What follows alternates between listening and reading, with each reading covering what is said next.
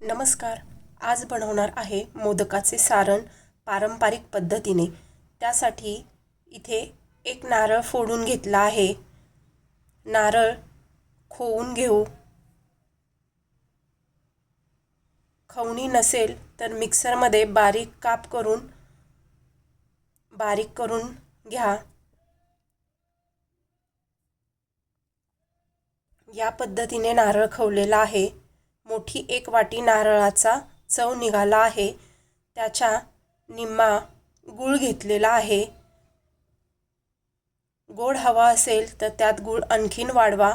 ड्रायफ्रूटचे बारीक तुकडे, बेदाणे, काजू, चारोळे, अक्रोड तुम्हाला आवडतील ते ड्रायफ्रूट घाला. अर्धी वाटी दूध. सारणाची चव छान लागते. कढईमध्ये 1 चमचा साजूक तूप घालूया. त्यामध्ये ड्रायफ्रूट थोडेसे लालसर करून घेऊयात.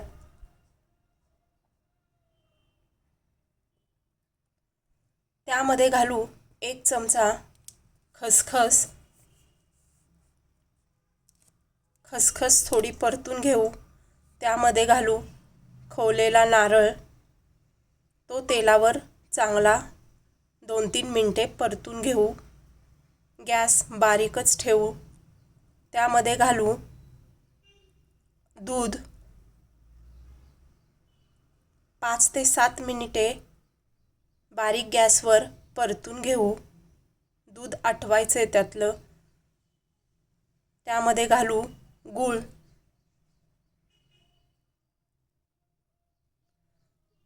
गूळ घालून पुन्हा परतून घेऊ.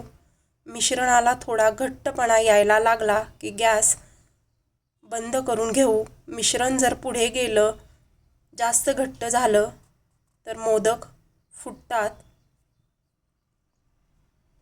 दूध घातल्यामुळे सारण अप्रतिम चवीचे होते. गॅस बंद करून सारण थंड करून घेऊयात. थंड झालेल्या सारणामध्ये 1 चमचा वेलची पावडर घालून घेऊ.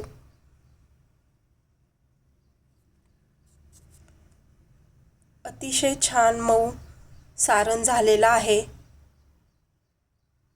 तयार आहे आपले मोदकाचे सारण.